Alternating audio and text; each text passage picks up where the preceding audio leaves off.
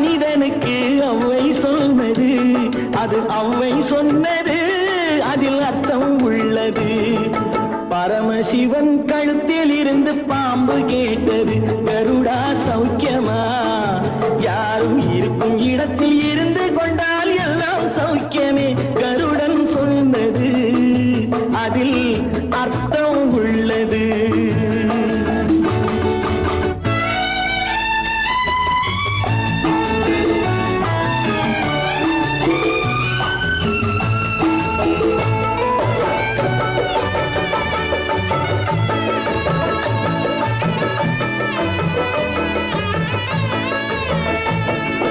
வண்டி ஓட சக்கரங்கள் 2 மட்டும் வேண்டும்.